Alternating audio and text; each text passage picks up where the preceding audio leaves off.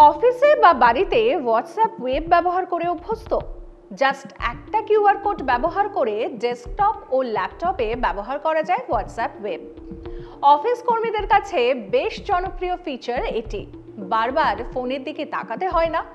তবে কেন্দ্রের নতুন নির্দেশিকার জেরে বেশ ফাপড়ে পড়তে চলেছে এই ফিচারটি ব্যবহার করতে ভালোবাসা মানুষ। কেন? সম্প্রতি ডিপার্টমেন্ট অফ টেলিকমিউনিকেশনস বা ডিওটি তাদের জারি করা নির্দেশিকায় বলেছে, যে কোনো অনলাইন মেসেজিং অ্যাপের ক্ষেত্রে বাধ্যতামূলক সিম বাইন্ডিং। কি এই সিম বাইন্ডিং? ডিওটির নতুন নির্দেশ অনুযায়ী এইসব মেসেজিং অ্যাপ যে মোবাইল নাম্বার ব্যবহার করে খোলা হবে, সেই নম্বরে সিম কার্ডটি ওই মোবাইলেই অ্যাক্টিভ অবস্থায় থাকতে হবে।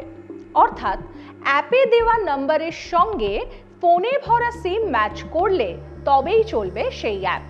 যদি ফোনে সংশ্লিষ্ট সিম না থাকে বা সিম ইনঅ্যাক্টিভ থাকে, তাহলে হোয়াটসঅ্যাপ, টেলিগ্রাম, আরাট্রাই, স্ন্যাপচ্যাট বা অন্য কোনো মেসেজিং অ্যাপ কাজই করবে না এবং এর জেরেই 6 ঘন্টা পরপর লগ আউট হয়ে যাবে আপনার হোয়াটসঅ্যাপ ওয়েবটিও। ফলে আপনাকে বারবার স্ক্যান করে লগ ইন করতে হবে, কারণ কম্পিউটারে সিম থাকে না।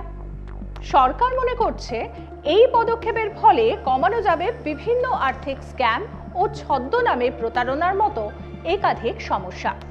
সম্প্রতি দিল্লি বিস্ফোরণ কাণ্ডে সন্ত্রাসবাদীরা নিজেদের মধ্যে কথোপকথনের জন্য ব্যবহার করেছিল থ্রিমা অ্যাপ। কোনো সিম বাইন্ডিং বা নাম্বার রেজিস্ট্রেশন ছাড়াই চলতো এই অ্যাপ। এই কারণেই এই নির্দেশিকা জারি হলো কিনা তা অবশ্য জানানো হয়নি দপ্তরের তরফে।